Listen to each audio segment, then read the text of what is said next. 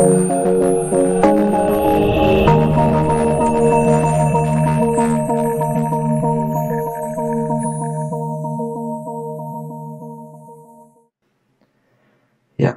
selamat sore.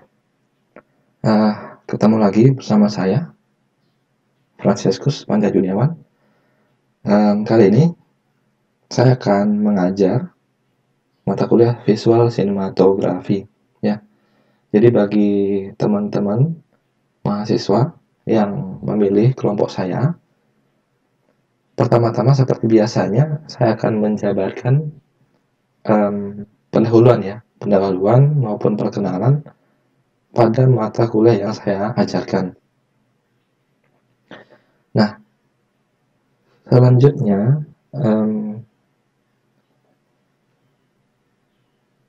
ini ya profil saya. Jadi kalau kebetulan nanti sudah bisa tatap muka ataupun ada keperluan mendesak, nanti teman-teman bisa ketemu saya di ruang PPM ya, penelitian dan pengabdian masyarakat. Nah, itu di dekat musola. Kemudian teman-teman bisa menghubungi saya di nomor WA yang tertera. Kemudian bisa juga menghubungi saya melalui email di francescus.pj@admalhur.ac.id ya. Nah, email ini juga biasanya akan dipakai untuk pengiriman tugas biasanya ya. Tapi karena ada Google Classroom, nanti akan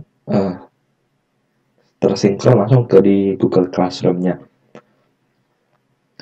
Kemudian ini latar belakang pendidikan saya sudah jelas. Kemudian, nah ini yang penting ya, rules ataupun peraturan ya. Walaupun kita kuliahnya dalam masa pandemik melalui metode daring ataupun online, tapi saya tetap menerapkan peraturan ini ya. Yang pertama adalah pakaian. Nah, jadi walaupun teman-teman itu kuliah di rumah ataupun dimanapun itu, saya minta pakaian yang dikenakan itu mesti tetap rapi dan sopan. Kemudian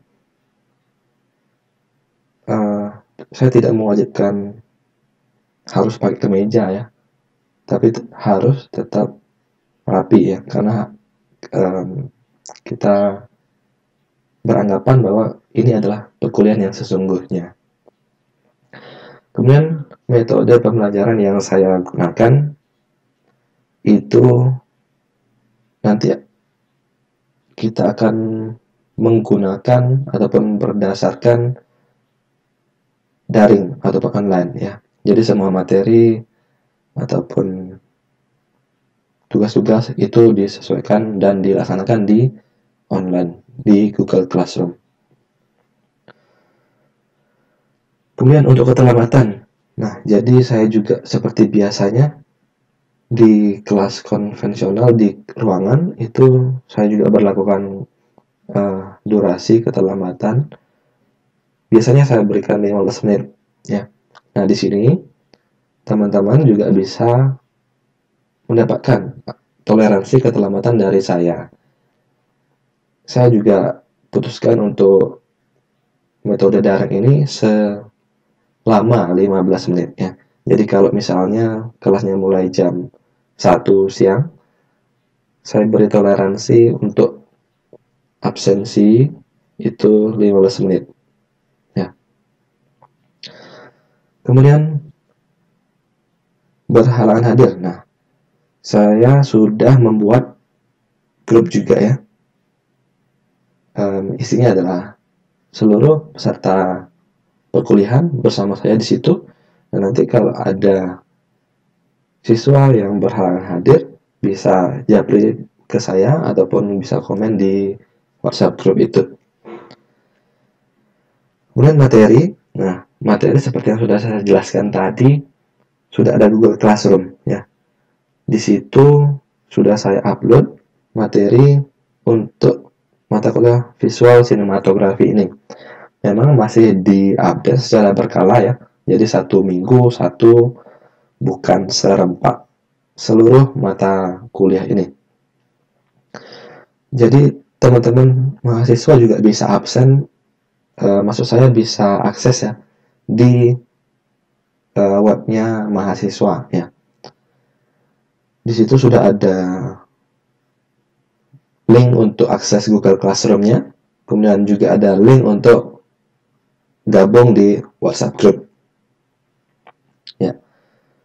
Kemudian mengenai Google Classroom ya, nanti juga akan ada beberapa tugas ya. Nanti tugasnya itu akan saya berikan di Google Classroom. Makanya teman-teman harus pantau terus itu minimal setelah mata kuliah ini berakhir.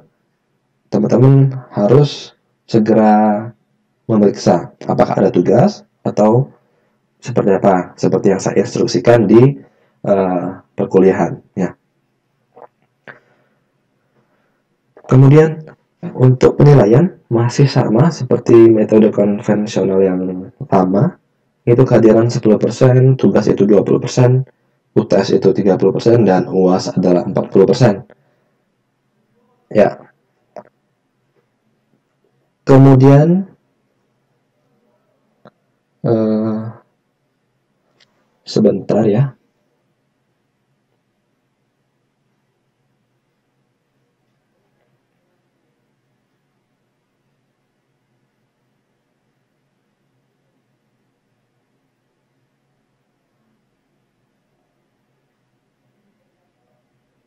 Kemudian kita akan masuk ke sedikit materi ya. Jadi kita belum masuk secara mendalam, jadi hanya perkenalan ataupun dasarnya dulu untuk materi visual sinematografi ini.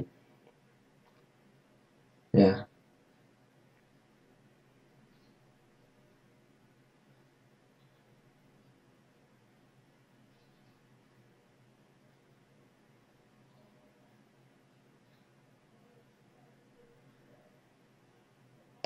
Oke. Nah, visual sinematografi.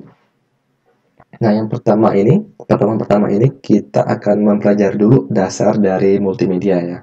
Karena visual sinematografi ya, kategorinya adalah sinematografi, itu adalah turunan dari multimedia. Nah, sebelum kita masuk ke sinematografinya, kita mesti memahami dulu pengertian bentuk dan aplikasi dari multimedia itu sendiri ya. Nah, yang pertama itu adalah pengertian. Menurut Kamus Bahasa Indonesia ya, multimedia itu berasal dari kata multi dan media. Nah, kalau multi itu adalah banyak dan media itu adalah alat ataupun sarana. Ya, jadi secara harfiah ataupun pengertiannya, terminologinya, multimedia itu dapat kita artikan sebagai penggunaan beberapa media ataupun banyak media yang berbeda untuk menggabungkan dan menyampaikan informasi dalam bentuk teks, gambar, animasi, suara, ataupun audio, dan juga video. Nah, jadi kata kuncinya adalah ini ya, beberapa media yang berbeda. Nah, jadi kita bisa menggabungkan bentuk teks, gambar, animasi, suara, dan juga video. Nah, itu adalah 5 variabel yang berbeda. Kalau kita gabungkan, itu bisa membentuk satu buah media baru yang bisa kita sebut sebagai multimedia. Kemudian metodologi pengembangan dari multimedia. Nah, apapun jenis multimedia yang kita mau buat, itu mesti menerapkan metodologi pengembangan yang ini ya. Menurut Sutopo di tahun 2003, metodologi pengembangan multimedia itu terdiri dari 6 tahapan. Nah, sesuai gambar yang bisa dilihat di sini ya. Yang pertama adalah konsep, kemudian yang kedua adalah desain, yang ketiga adalah material collecting, keempat adalah assembly, yang kelima adalah testing, dan keenam adalah distribution. Nah, baru nanti dari distribution, panah putus-putus ini apakah mau dikembangkan kembali melalui tahapan konsep kembali atau seperti apa. Jadi yang utamanya adalah mulai dari konsep sampai ke titik akhir di distributionnya. Itu adalah satu siklus dari metodologi multimedia. Ya. Kemudian apa sih pengertian dari konsep itu? Nah, konsep adalah tahapan untuk menentukan tujuan dan siapa pengguna program yang kita maksud sebagai tahapan identifikasi audiens. Ya. Selain itu, kita tentukan macam aplikasi, mau bentuknya presentasi, mau bentuknya interaktif, ataupun seperti apa. Kemudian kita tentukan juga tujuan dari aplikasi tersebut. Apakah bentuknya hiburan, pelatihan, pembelajaran, edukasi, dan lain-lain. Nah, jadi konsep itu adalah kita pilihkan dulu kita mau buat apa, terus yang mau nonton atau yang mau lihat itu siapa, gitu. Ya, misalkan kalau di mata kuliah visual sinematografi ini, saya minta kalian untuk membuat video, tugas berupa video dengan tema pariwisata di Bangka Belitung. Nah, memang kita di mata kuliah visual sinematografi, tapi yang saya tugaskan adalah pariwisata Bangka Belitung. Jadi konsepnya kita harus memikirkan siapa sih yang mau nonton video pariwisata Bangka Belitung, bukan siapa sih yang mau nonton video visual sinematografi. Nah, jadi teman-teman harus memikirkan itu dulu, baru bisa lanjut. Nah, jadi kalau pariwisata Bangka Belitung berarti kan masyarakat umum ya, yang terutama itu di luar Bangka Belitung. Nah, target dari audiens ataupun penontonnya adalah masyarakat di luar kota Bangka Belitung. Nah, terus kita tentukan macam aplikasinya. Kalau pariwisata Bangka Belitung, itu macam aplikasinya adalah interaktif bisa. Ya, jadi karena harus menarik, itu mesti menawarkan aspek interaktifnya di video tersebut. Kemudian tujuannya. Nah, jadi kalau tujuan itu sudah pasti ya untuk tujuan pariwisata. Nah, jadi di situ konsep itu seperti itu. Kemudian lanjut ke tahapan kedua, itu adalah tahapan desain atau perancangan. Nah, setelah kita konsepkan, baru kita rancang ataupun kita desain. Nah, tahap desain itu adalah tahap untuk membuat spesifikasi mengenai arsitektur program, gaya, tampilan, dan kebutuhan material untuk program itu. Jadi segala sesuatunya, baik program, baik gaya itu adalah gaya pembuatan videonya itu ya. Kemudian model tampilannya, kemudian juga seluruh kebutuhan materialnya apa saja yang dibutuhkan itu harus kita pikirkan, kita siapkan di tahapan ini. Jadi kembali lagi ke contoh yang tadi, kalau contoh tugasnya adalah pariwisata Bangka Belitung, berarti programnya adalah program pariwisata. Terus gayanya sudah pasti yang bisa juga pakai gaya milenial, ya, karena kalau kita tujuannya ke pasar luar Bangka yang milenial, kita bisa menerapkan gaya video yang milenial. Milenial seperti apa? Yang kekinian, yang modern, ya. Kemudian kebutuhan materialnya. Kalau kita mau buat video pariwisata Bangka Belitung, berarti sudah pasti butuh minimal gambar ataupun video dari pariwisata yang ada di Bangka Belitung. Itu sudah pasti. Nah, yang kayak gitu sudah pasti dipikirkan di tahapan yang kedua ini, tahapan desain ataupun perancangan. Ya. Kemudian untuk tahapan yang berikutnya adalah material collecting. Jadi pengumpulan material ataupun bahan ya, yang sesuai dengan kebutuhan yang kita perlukan. Tahapan ini dapat dikerjakan secara paralel dengan tahapan yang assembly. Nah, jadi tahapan ketiga ini, material collecting, bisa dilakukan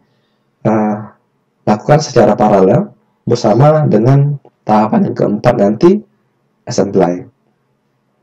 Namun pada beberapa kasus itu tetap terpisah ya. Tahap ketiga tersendiri, tahap keempat juga tersendiri. Namun ada juga yang melakukannya secara paralel bersamaan. Ya. Kemudian tahapan yang keempat ini adalah tahapan assembly ataupun pembuatan. Nah, setelah seluruh bahan, desain, dan konsep yang sudah kita kumpulkan dari tahapan sebelumnya, baru kita eksekusi di tahapan yang ini, begitu. Jadi tahapan di mana semua objek ataupun bahan multimedia itu kita buat. Pembuatan aplikasi didasarkan pada tahapan desain. Nah, jadi kalau kita dari awal sudah mau buat video pariwisata Bangka Belitung, berarti kita syuting ataupun kita foto ataupun kita rekam video-video pariwisata itu kita lakukan di tahapan yang ini, ya, tahapan pengembangan multimedia.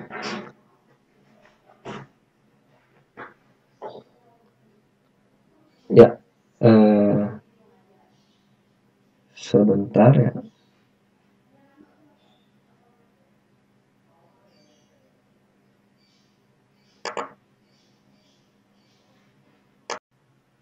Oke, kita lanjutkan ya. Nah, tahapan yang berikutnya itu adalah tahapan testing ya. Tahapan ini dilakukan setelah selesai tahapan pembuatan assembly ya. Nah, pengecekannya atau pengujiannya itu dengan menjalankan aplikasi atau program. Nah, kalau kita buat video, berarti video ya yang kita jalankan. Kemudian dilihat apakah ada kesalahan ataupun tidak dari video yang kita buat tersebut. Tahapan ini disebut juga sebagai tahapan pengujian alpha. Ya. Jadi ada alpha test, beta test gitu, di mana pengujian dilakukan oleh pembuat ataupun lingkungan pembuatnya sendiri.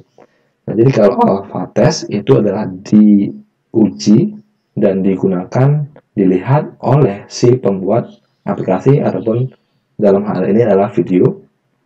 Kemudian kalau beta test itu sudah dilempar ke pengguna ya, tapi baru dalam tahapan uji coba juga. Nah, jadi itu bedanya alpha test sama beta test. Kemudian tahapan berikutnya adalah tahapan distribution. Nah, tahapan ini tahapan di mana aplikasi disimpan dalam suatu media penyimpanan. Pada tahapan ini juga media penyimpanan tidak cukup untuk menampung aplikasinya, maka dilakukan kompresi terhadap aplikasi tersebut. Nah, jadi setelah kita uji yang tahapan tadi, selesai kita uji sudah bagus. Nah, selanjutnya adalah kita simpan terlebih dahulu. Nah, kata-kata yang di kalimat terakhir ini, kalau misalnya video yang kita buat itu ukurnya besar, maka kita harus melakukan kompresi terlebih dahulu. Ya, itu tujuannya untuk menghemat sumber daya media penyimpanan saja. Ya. Kemudian setelah kita simpan di storage-nya kita, baru kita distribusikan ke pengguna kita. Siapa sih target awal yang ingin kita jadikan sebagai penonton di tahapan konsep yang awal tadi. Ya. Kemudian kita harus memahami teknologi dari multimedia masa kini ya. Salah satu teknologi untuk mendukung multimedia adalah media rekam ya, atau kita sebut sebagai MR. Ada 3 jenis media rekam. Yang pertama adalah media rekam audio, media rekam visual, dan media rekam audio visual ya, penggabungannya. Untuk media rekam audio ini hanya bisa merekam suara ataupun audio saja ya, ataupun hanya untuk memutar suara saja. Yang pertama contohnya adalah ini ya, yang di kanan ini itu adalah alat yang berfungsi khusus untuk merekam suara. Kemudian Walkman ya, yang jadul itu juga bisa sebagai media rekam ya. Kemudian Discman juga bisa sebagai media rekam. Nah, kalau yang terkini itu kita bisa memanfaatkan smartphone yang kita miliki ya. Smartphone yang kita miliki itu sudah punya media ataupun fitur media rekam ya. Terus media rekam visual ya. Nah, jadi bukan artinya rekam itu adalah ya kita identik kalau rekam itu rekam suara ya. Nah, jadi bukan hanya bisa rekam suara, tapi juga bisa merekam gambar. Tapi bentuk perekamannya adalah dalam bentuk media gambar. Nah, alat yang bisa kita pakai itu adalah kamera. Ya, misalnya adalah DSLR, kamera biasa, ataupun mirrorless. Dan sama, smartphone yang kita miliki juga sudah punya kamera. Jadi bisa kita pakai untuk melakukan perekaman visual ini. Selanjutnya adalah media rekam audiovisual. Jadi yang ini adalah kita gabungkan audio dan video menjadi satu kesatuan. Yang maksud saya adalah audio dan gambar ya. Jadi kita gabungkan menjadi sebuah video yang utuh. Contoh alatnya adalah ini adalah handycam ya. Kemudian ini untuk perekaman juga biasa kita lihat di studio-studio televisi. Kemudian ini mirrorless maupun DSLR yang kita punya itu juga punya fitur untuk merekam gambar maupun suara ya dalam bentuk video. Kemudian sama seperti halnya dengan yang lain, smartphone juga sudah punya fitur untuk merekam video. Nah, kemudian kita bicara tentang konsep ya. Konsep itu punya dua variabel utama. Yang pertama adalah ide, yang kedua adalah pemvisualannya ya. Jadi dari ide yang berupa data, konsep maupun hasil dari apapun yang kita teliti, yang kita ingin untuk buat, yaitu bisa disebut sebagai ide. Nah, dari ide itu baru kita tuang dalam bentuk visual. Ya, jadi visual itu artinya adalah bagaimana orang bisa melihat ide yang kita buat dalam bentuk video. Ya, jadi bisa juga berbentuk teks, bisa juga berbentuk gambar, bisa juga berbentuk suara. Namun dalam mata kuliah ini kita fokusnya nanti ke video. Kemudian, how to transform idea into visual product. Ya. Bagaimana kita mentransformasikan ide ke dalam sebuah produk visual. Nah, kita harus mempertimbangkan apa sih media yang kita butuhkan, kemudian keterampilan dan juga software yang akan kita pakai. Nah, kita masuk ke yang pertama, itu media ya. Kita bisa menggunakan beberapa ataupun salah satu ya dari ketiga media rekam audio video berikut ini. Mau pakai kamera, mau pakai DSLR, mirrorless, ataupun mau pakai smartphone. Itu bebas. Nah, nanti di mata kuliah ini saya akan mewajibkan, sudah pasti ya, karena mata kuliahnya visual sinematografi, saya akan mewajibkan teman-teman mahasiswa untuk melakukan perekaman, syuting, menggunakan minimal adalah smartphone masing-masing ya. Kemudian, nah, keterampilan. Variabel berikutnya adalah keterampilan. Dalam mentransformasikan ide ke produk visual, kita butuh keterampilan-keterampilan berikut. Yang pertama adalah dasar sinematografi. Itu yang akan kita pelajari. Kita fokus ke dasar-dasar sinematografinya pada mata kuliah ini. Kemudian dasar-dasar tata cahaya, itu juga sudah pasti ya. Kalau kita syuting, pasti kita memainkan pencahayaannya. Nah, misalkan di video ini kalian bisa lihat di pojok di bagian Game Boy itu ada kamera yang menghadap ke saya. Nah, saya juga pasti memikirkan, oh apakah gambar yang ditangkap oleh kamera tersebut sudah cukup terang, ya. Kalau misalnya kurang terang, nanti akan saya tambahkan pencahayaannya, entah itu berupa lampu dan sebagainya.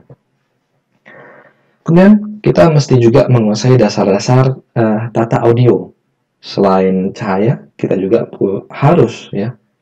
harus menguasai audio.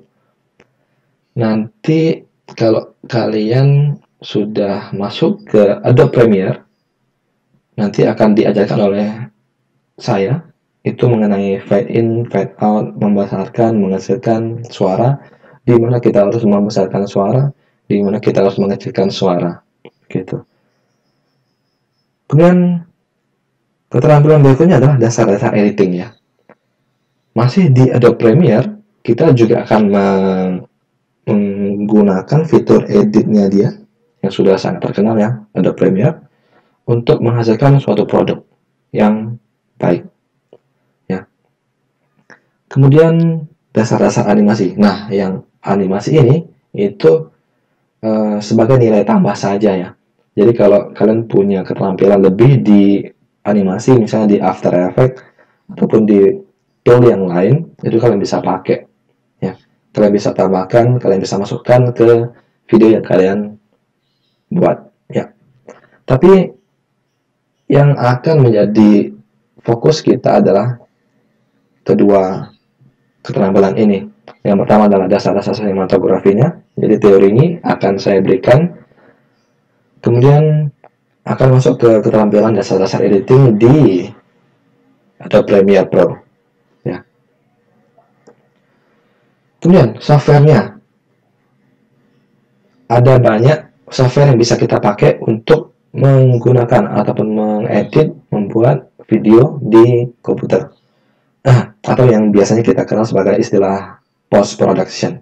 Yang pertama adalah Corel Draw, itu untuk desain grafis. Adobe Illustrator sama, Illustrator, ya, ilustrasi. Nah, kedua fitur ini ataupun software ini menghasilkan gambar vektor. Kemudian Adobe Photoshop, itu biasanya kita pakai untuk menghasilkan gambar bitmap. Kemudian Adobe Premiere itu untuk mengedit video. Adobe After Effects bisa kita pakai untuk edit video dan juga animasinya. Kemudian Adobe Audition untuk mengedit suara, audio saja, ya. Nah, fokus dari mata kuliah ini kita akan menggunakan Adobe Premiere saja. Jadi kalau kalian punya keterampilan lebih di misalnya di Illustrator, Photoshop maupun After Effects, tetap bisa dimasukkan, ya, digabungkan ke video yang saya wajibkan. Itu sebagai nilai lebih dari kalian. Oke, end of slide. Mungkin saya rasa hanya itu saja yang bisa saya sampaikan, ya, di pertemuan pertama ini, ya. Jika ada pertanyaan untuk materi dari pertemuan pertama ini, kalian bisa sampaikan ke saya di WA group ataupun di classroom-nya, ya. Jangan lupa untuk selalu absen, ya, mengisi kehadirannya di Google Classroom, ya. Jadi bukan di WhatsApp tapi di Google Classroom. Kemudian info-info berikutnya akan saya update di WhatsApp grupnya, ya. Demikian, terima kasih.